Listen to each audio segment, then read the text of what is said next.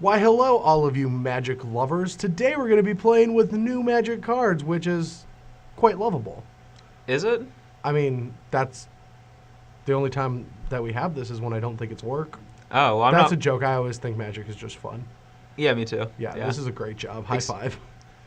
Anyway, Yeah. we're playing with new cards from Cons 2. Forgot the name already. Fate Reforged. Fate Reforged. And, but both of our archetypes are actually from the past, because the thing about Wizards that I can tell from the new set is they love starting to design sets that are complements to the first set, as opposed to just changing everything up. Yeah. So I looked, I scoured, I tried to like build a deck out of, from scratch with the new cards, and I really didn't see the ability because I can just improve on all the existing archetypes. And today's archetype for me is Yuya Watanabe's Jeskai token decks from Worlds about a month ago now. Yeah. That's where you step in with, I throw the ball and you have to catch it and you have no idea what to say. Well, I didn't bring a glove, so it's going to be real hard for me to catch the ball. I'm reeling it back, it back. The cards that we've added we'll go into right now, but the shell is the same. So let's talk about all of the updates. All right, so Soulfire Grandmaster. Why do you keep looking at me like I'm supposed to say something? I don't really know. I don't know. This is like a duo thing. Like we're supposed to work together. I didn't even know it was in the shot. So all right, that's fine. All right, so the first up is Soulfire Grandmaster, which is the new hyped spell lifelink card where everyone's making jokes. They're like, well, now we'll just give our enchantments trample and stuff like that. Yeah. But the card does seem sweet, but at the same time, it seems very mana intensive. And doesn't attack through cards like Courser and Caryatid as well as a Seeker. So we have 2 and 2. I'm not saying that these are right numbers. These are exploratory numbers. We're going to figure out which one's better by just looking at both of them in action. And I didn't want to play too few of these, even though I think Seeker might be correct. But you know what? We didn't have Seeker until it was proven that it was a good card too, right? So yeah, like when we first started with Cons, no one was even talking about Seeker the way. So like, yeah, I mean, I think with like whenever you're like testing new cards out, you might as well go crazy with them and see how good they are. And we're going crazy with Monastery Mentor, yeah, which is the Goblin Rabblemaster replacement right now, mostly because Rabblemaster is so bad on the draw and did some powerful things on the play. But I think this card can do the same things, but even more powerful. Yeah. The ability of Prowess on a creature, we've proven that to be very good. Even the Prowess that Jeskai Ascendancy gives all of your creatures, because that's pretty much what that ability is. Yes. But giving all of the tokens Prowess is absurd. I just can't believe it. That's like Young Pyromancer, giving Young Pyromancer's ability to all of Young Pyromancer's elementals. Yeah, that's pretty much what it is. It just gets out of control so quickly. All the creatures get so big. This is like, so there's like Young Pyromancer.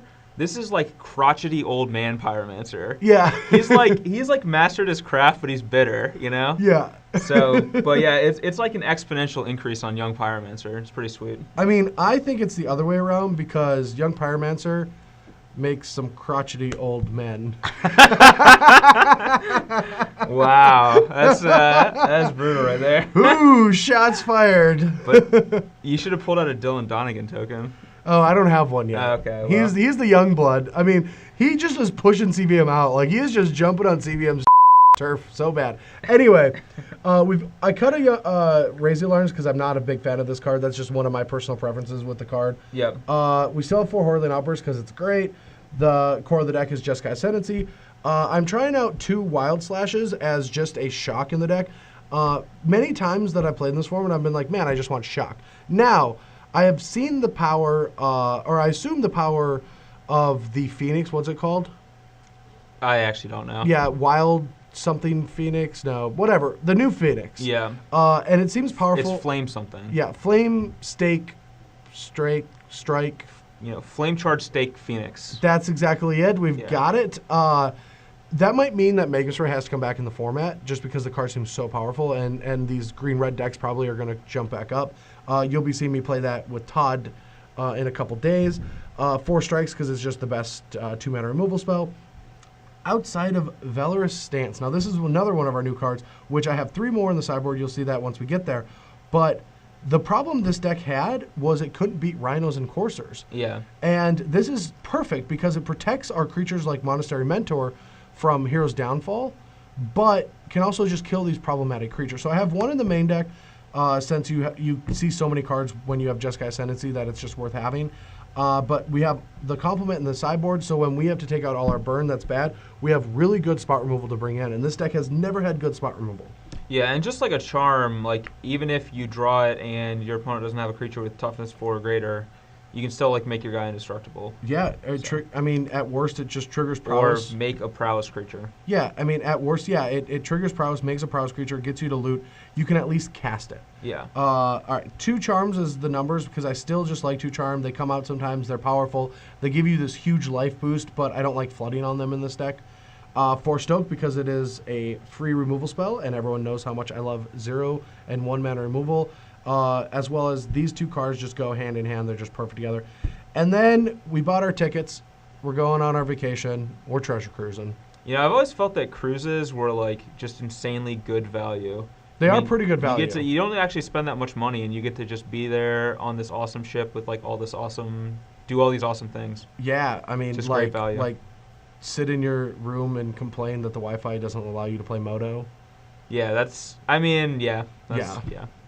And then mana. All right, let's check out the sideboard, and then we'll get to BBD's very unoriginal 4-color soul deck.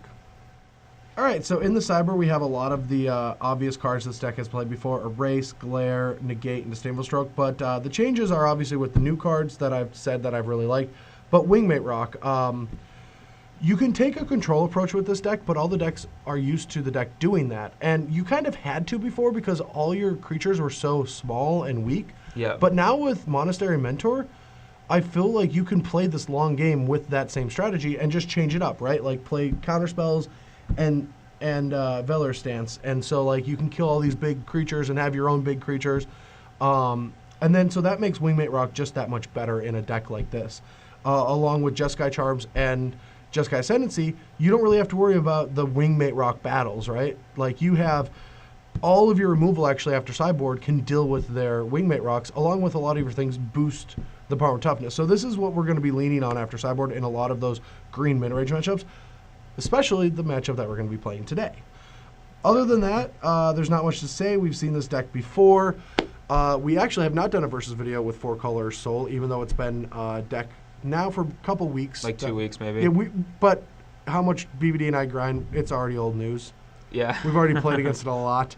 But yeah, let's take a look at that deck, talk about all the sweet things it is capable of, and all the new cards BBD put into the deck that made it worse.